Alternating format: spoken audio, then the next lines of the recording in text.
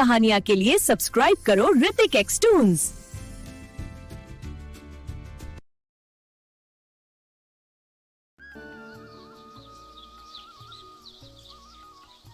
सुंदरपुर गांव के किनारे मिट्टी और खपरेल से बनी एक छोटी सी झोपड़ी थी।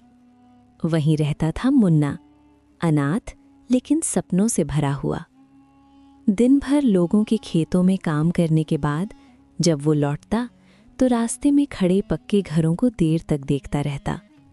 उन मजबूत दीवारों में उसे अपना आने वाला कल दिखाई देता, और जैसे ही अपनी झोपड़ी के पास पहुंचता उसकी चाल अपने आप धीमी पड़ जाती। तू जब भी इन पक्के घरों को इतनी देर तक देखता रहता है ना, तेरी आंखों में एक अलग ही चमक दिखाई देती है। ऐसा लगता है जैसे तू अपने मन में कोई बहुत बड़ा सपना छुपा कर बैठा है। सच बता, क्या सोचता रहता है तू? मैं बस हर रोज यही सोचता हूँ कि एक दिन मेरा भी ऐसा पक्का घर होगा, जहाँ मुझे किसी के जाने का डर नहीं होगा, जहाँ से कोई मुझे निकाल नहीं पाएगा, और जहाँ मैं सुकून से अपने लोगों के साथ रह सकूंगा। बोलते बोलते मुन्ना अचानक चुप हो गया। उसकी नज़र फिर उसी आधे बने मिट्टी के छोटे से घर पर चली गई, जिसे वो रोज बनाता था और फिर खुद ही गिरा देता था। जब तू ऐसी बातें करता है ना, तो मुझे उन लोगों पर बहुत गुस्सा आता है जिन्होंने तुझे अकेला छोड़ दिया, लेकिन उसी वक्त तेरी हिम्मत देखकर दिल खुश भी हो जाता है। अगर तू मेरे साथ ना होता ना, तो सच बता रहा हूँ, ये झोपड़ी भी मुझे घर जैसी नहीं लगती। तेरे साथ बैठकर बात करता हूँ तभी लगता है कि मेरे पास अपना कोई है और मैं बिल्कुल अकेला नहीं हूँ। राजू हल्का सा मुस्कुराया, लेकिन उसकी आंखों में अपने दोस्त के लिए एक अजीब सा गर्व था, जैसे वो पहले से ही उस पक्के घर को खड़ा देख रहा हो। तू देख लेना, जिस दिन तेरा पक्का घर बनेगा ना, उस दिन मैं पूरे गांव को बुलाकर जोर से कहूंगा कि ये घर किसी की दया से नहीं, बल्कि मेरे दोस्त की मेहनत और उसके सपनों की ताकत से खड़ा हुआ है। और उस दिन सबसे पहले मैं तुझे ही अपने घर के अंदर लेकर जाऊंगा, क्योंकि तू ही है जिसने कभी मेरे सपने को छोटा नहीं समझा, बल्कि हर बार मुझे यकीन दिलाया कि एक दिन ये सच जरूर होगा। दोनों झोपड़ी के बाहर बैठ गए। सामने डूबता हुआ सूरज था और उनकी लंबी होती परछाइयां धीरे धीरे मिट्टी में मिल रही थीं, जैसे उनका आज और आने वाला कल एक साथ बैठा हो। हम उस घर के बाहर एक बड़ा सा नीम का पेड़ लगाएंगे, ताकि गर्मी के दिनों में हम दोनों उसकी ठंडी छाया में बैठकर आज के इन दिनों को याद करें और हंसे कि कैसे हमने ये सब सहा था। और दरवाजे के पास मैं रोज एक छोटा सा दिया जलाऊंगा, ताकि जब भी अंधेरा आए हमें याद रहे कि हमने अपनी मेहनत से अपनी जिंदगी में रोशनी खुद लाई है। उस पल झोपड़ी छोटी नहीं लग रही थी, क्योंकि उसके बाहर बैठे दो दोस्तों का सपना उससे कहीं ज्यादा बड़ा था। अगली सुबह सूरज की हल्की रोशनी के साथ मुन्ना फिर खेतों में काम कर रहा था। उसके पैरों में मिट्टी लगी थी, कपड़े पसीने से भीग चुके थे, लेकिन जब भी वो सिर उठाता उसकी नज़र दूर खड़े उन पक्के घरों पर चली जाती, जैसे वही उसे थकने नहीं दे रहे हों।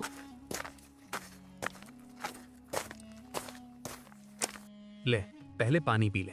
सुबह से लगातार काम कर रहा है तू। और सच बताऊं तो जितनी मेहनत तू करता है ना, उतनी तो यहाँ बड़े बड़े लोग भी नहीं करते। मेहनत तो करनी ही पड़ेगी ना राजू। अगर मैं भी रुक गया तो मेरा सपना भी यहीं रुक जाएगा, और मैं नहीं चाहता कि मेरा घर सिर्फ सोच में बनकर रह जाए। राजू ने मुन्ना की तरफ देखा। उसके चेहरे पर थकान साफ थी, लेकिन आंखों में वही जिद, वही चमक अब भी बाकी थी। तुझे पता है, जब तू काम करता है ना, तो लगता है जैसे तू मिट्टी नहीं बल्कि अपने सपनों को गढ़ रहा है, और एक दिन यही हाथ तेरे उस पक्के घर की दीवार खड़ी करेंगे। कभी कभी डर भी लगता है कि पता नहीं वो दिन आएगा भी या नहीं, लेकिन फिर तेरी बातें याद आती हैं और लगता है कि नहीं, मुझे रुकना नहीं है। हवा का हल्का झोंका आया, खेतों में खड़ी फसल लहराई, और मुन्ना की नज़र फिर उसी रास्ते पर चली गई, जहाँ से रोज शाम को वो पक्के घरों को देखता हुआ लौटता था। जिस दिन तू अपने घर के अंदर पहली बार सोएगा ना, उस दिन तुझे ये खेत, ये मेहनत और ये पसीना सब याद आएगा, और तू खुद पर गर्व करेगा। और उस दिन मैं तुझे अपने पास ही सुलाऊंगा, ताकि हमें लगे कि हमने ये सफर साथ में तय किया है, अकेले नहीं। राजू ने मुस्कुराते हुए मुन्ना के कंधे पर हाथ रखा। उस स्पर्श में दोस्ती थी, भरोसा था और एक ऐसा साथ था जो खून के रिश्तों से भी गहरा था। चल अब थोड़ा आराम कर ले, वरना शाम तक खड़ा भी नहीं रह पाएगा। और हाँ, आज लौटते वक्त फिर उन घरों को देखना मत भूलना, क्योंकि वहीं से तेरी ताकत आती है। मैं उन्हें देखता नहीं हूँ राजू, मैं बस अपने आने वाले कल को देखता हूँ। दोनों हल्का सा हंसे और फिर काम में लग गए। सूरज ऊपर चढ़ता जा रहा था, लेकिन मुन्ना के अंदर एक नया हौसला जाग चुका था, जैसे उसका सपना अब थोड़ा और करीब आ गया हो। शाम ढल रही थी और आज कुछ अलग था। खेतों से लौटते हुए मुन्ना के कदम भले ही थके हुए थे, लेकिन उसकी आंखों में वही सपना अब भी जल रहा था जो उसे हर दिन आगे बढ़ाता था। जैसे ही वो गांव के बाहर वाली पगडंडी पर पहुंचा, ठंडी हवा का एक झोंका आया और अचानक माहौल में एक अजीब सी शांति फैल गई। बरगद के विशाल पेड़ के नीचे सफेद दाढ़ी वाले एक बुजुर्ग बैठे थे और जाने क्यों मुन्ना की नजर वहीं जाकर ठहर गई। लगता है तेरे मन में कोई ऐसा सपना है जो तुझे चैन से बैठने नहीं देता, तभी तेरे कदम आज इस रास्ते पर मुड़ आए हैं। उसे खुद समझ नहीं आया कि उसके कदम उस तरफ क्यों बढ़ रहे हैं। वो चौंक गया, क्योंकि उसने अपने दिल की बात कभी किसी अनजान से नहीं कही थी। फिर भी उसे लगा जैसे ये बुजुर्ग सब जान रहे हों। मैं बस इतना चाहता हूँ कि एक दिन मेरा भी पक्का घर हो, जहाँ मुझे किसी के जाने का डर ना हो। बुजुर्ग हल्का सा मुस्कुराए, पास पड़ी लकड़ी उठाई और मिट्टी पर धीरे धीरे 5 गोल निशान बना दिए। बरगद की पत्तियां सरसराईं, जैसे उस पल को याद रख लेना चाहती हों। पक्का घर मेहनत से बनता है, लेकिन मेहनत को सही दिशा देने के लिए समझ चाहिए, और समझ सवालों से मिलती है। सकूं, अगर सवालों के जवाब देने से मुझे रास्ता मिल जाएगा तो मैं हर जवाब ढूंढने के लिए तैयार हूं, चाहे जितना समय क्यों न लगे। अब मुन्ना की थकान गायब हो चुकी थी, उसकी जगह ले ली थी जिज्ञासा ने। वो उन 5 गोल निशानों को ऐसे देख रहा था जैसे उनमें उसका आने वाला कल छुपा हो। पहला सवाल, वो कौन सी चीज है जो जितनी बांटो उतनी बढ़ती है, लेकिन अपने पास रखो तो खत्म हो जाती है? क्या इसका जवाब मुझे अभी सोचना है या इसे अपने रास्ते में समझना होगा?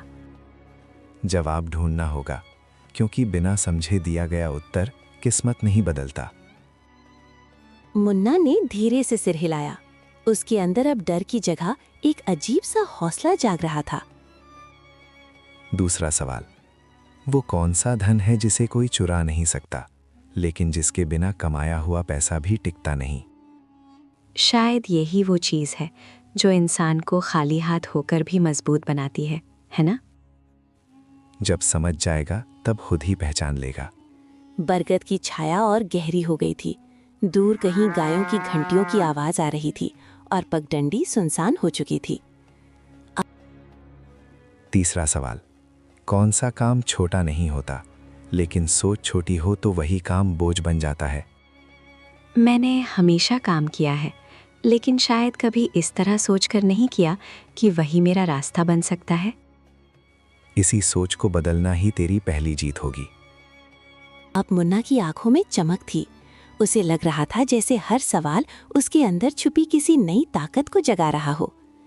चौथा सवाल, वो क्या है जो इंसान के पास हो तो वो गरीब होकर भी अमीर लगता है? क्या वो हिम्मत है जो इंसान को गिरकर भी फिर से खड़ा कर देती है? तू रास्ते पर चल पड़ा है, जवाब तुझे खुद मिलते जाएंगे। मुन्ना की सांसें अब पहले से तेज थीं, लेकिन इस बार थकान से नहीं, उत्साह से। और पांचवा सवाल, वो कौन सा रास्ता है जो अकेले शुरू होता है, लेकिन मंजिल पर पहुंचते पहुंचते पूरा गांव साथ खड़ा हो जाता है? अगर मैं इन 5 सवालों के जवाब ढूंढ लूं, तो क्या सच में मेरा सपना पूरा हो जाएगा? तुझे अपना घर बनाने का रास्ता मिल जाएगा, और उससे भी बड़ी बात, तू खुद को पहचान लेगा।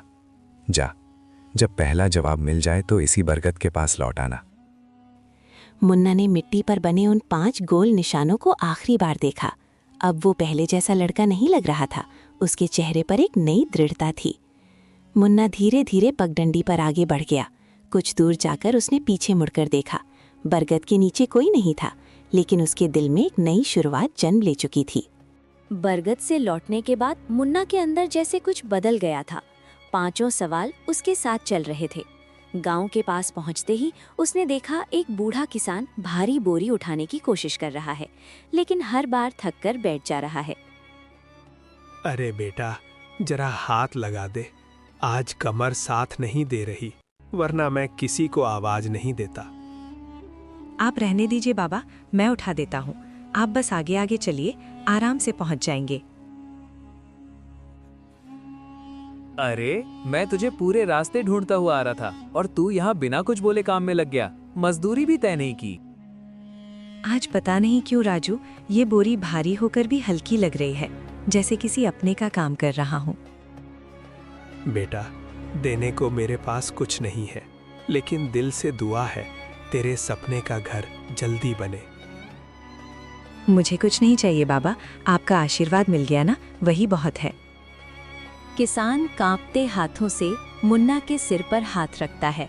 मुन्ना की आंखों में पहली बार सुकून दिखाई देता है। तू सच में बदल गया है। पहले हर काम से पहले पैसे की बात करता था, आज बिना सोचे इतना भारी बोझ उठा लिया। राजू, समझ आया, वो चीज जो जितनी बांटो उतनी बढ़ती है और अपने पास रखो तो खत्म हो जाती है। वो मदद है, अपनापन है। मतलब पहला जवाब मिल गया? हाँ, और अजीब बात यह है कि इसे देते ही लग रहा है जैसे मैंने कुछ खोया नहीं बल्कि पा लिया। दोनों कुछ पल चुप चलते हैं। सामने दूर पक्के घर चमक रहे होते हैं। अभी नहीं, उन्होंने कहा था समझ कर लौटना। बाकी जवाब भी इसी रास्ते में मिलेंगे। चल फिर उसी बरगद के पास चलते हैं। बाबा को बता देते हैं कि पहला जवाब मिल गया। अब लग रहा है सच में तू अपना घर बना लेगा, क्योंकि तू खुद बदल रहा है। राजू मुस्कुराता है और उसके कंधे पर हाथ रखता है। मुन्ना दूर पक्के घरों की तरफ देखता है। इस बार रुकता नहीं, बस हल्का सा मुस्कुराकर आगे बढ़ जाता है। अगले दिन मुन्ना और राजू गांव की छोटे से बाजार से गुजर रहे थे। चारों तरफ लोगों की आवाजें थी, लेकिन मुन्ना की नजर एक जगह जाकर ठहर गई। एक बूढ़ा बढ़ई अपनी कांपती उंगलियों से टूटी खाट जोड़ने की कोशिश कर रहा था और बार बार हथौड़ी हाथ से छूट जा रही थी। लगता है आज ये खाट पूरी नहीं हो पाएगी। आंखें भी धुंधला गई हैं और हाथों में पहले जैसी ताकत नहीं रही बेटा। अगर आप मुझे तरीका समझा दें तो मैं कोशिश कर सकता हूँ। मैंने कभी किया नहीं है, लेकिन सीखना चाहता हूँ। बढ़ई ने मुन्ना की तरफ गौर से देखा, जैसे वो उसके अंदर की लगन को पहचान गया हो। उसने धीरे धीरे खाट के टूटे जोड़ की तरफ इशारा किया और हर चोट का सही स्थान समझाने लगा। लकड़ी को जोड़ने से पहले उसे समझना पड़ता है। सिर्फ जोर लगाने से कोई चीज़ मजबूत नहीं बनती। धैर्य और हुनर चाहिए। मुन्ना घुटनों के बल बैठ गया। उसके हाथ धीरे धीरे चल रहे थे। पहले हिचकिचाहट थी, फिर ध्यान और फिर एक लय बन गई। राजू पास खड़ा लकड़ी पकड़े मुस्कुरा रहा था। कल तक बोरी उठा रहा था और आज इतना बारीकी वाला काम। सच में तेरे अंदर कुछ बदल रहा है मुन्ना। अब समझ में आ रहा है राजू, यही वो धन है जिसे कोई चुरा नहीं सकता, हुनर। अगर ये हाथ सीख जाए ना तो कभी खाली नहीं रहेंगे। कुछ देर बाद खाट पूरी तरह सीधी खड़ी थी। बढ़ई ने हाथ फेर कर देखा। उसके चेहरे पर संतोष था। जिसके पास हुनर होता है उसे काम ढूंढना नहीं पड़ता बेटा, काम खुद उसे ढूंढते हुए आता है।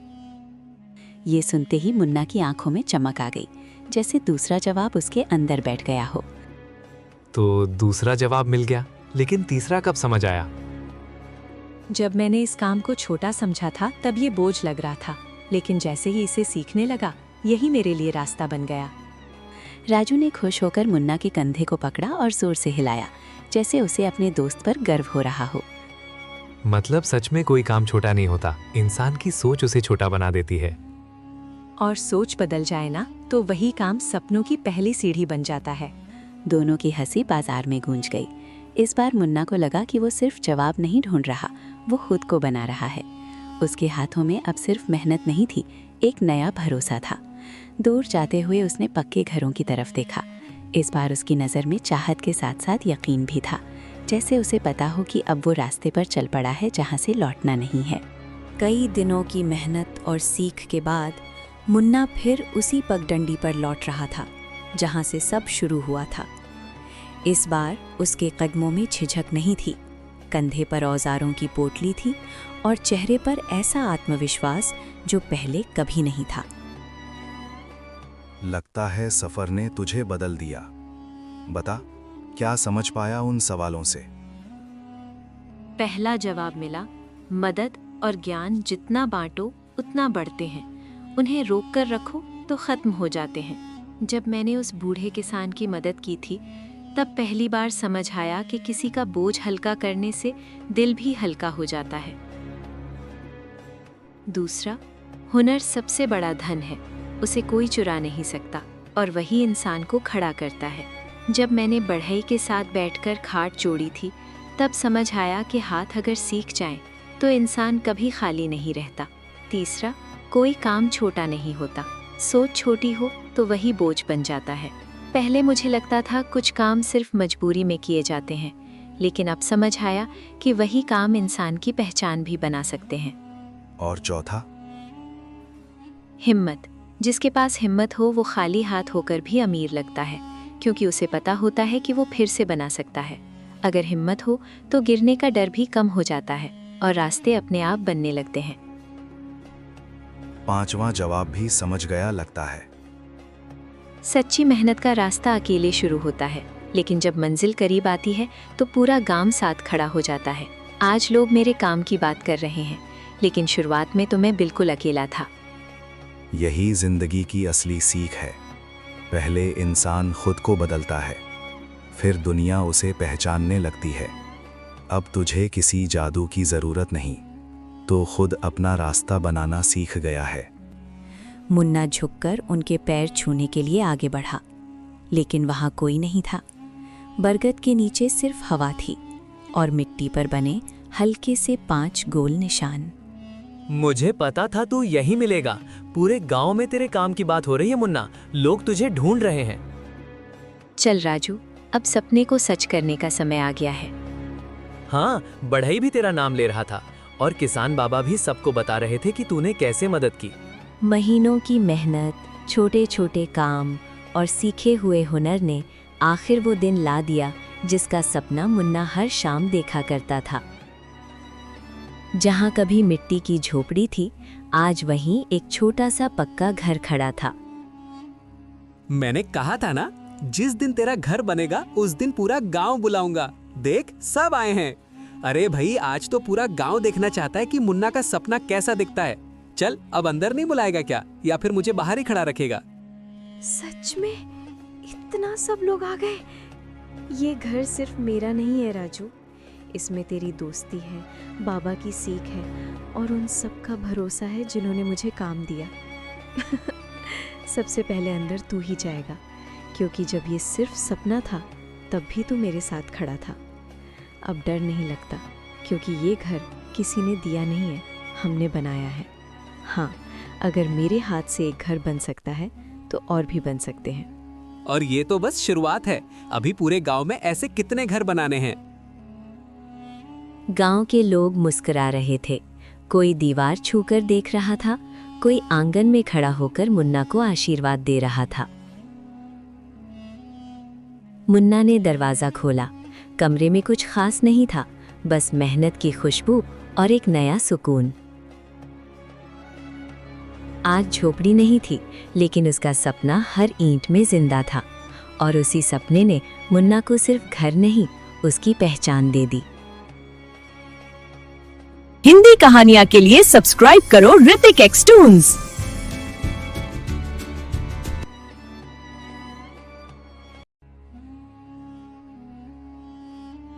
हिंदी कहानियां के लिए सब्सक्राइब करो ऋतिक एक्स टून्स।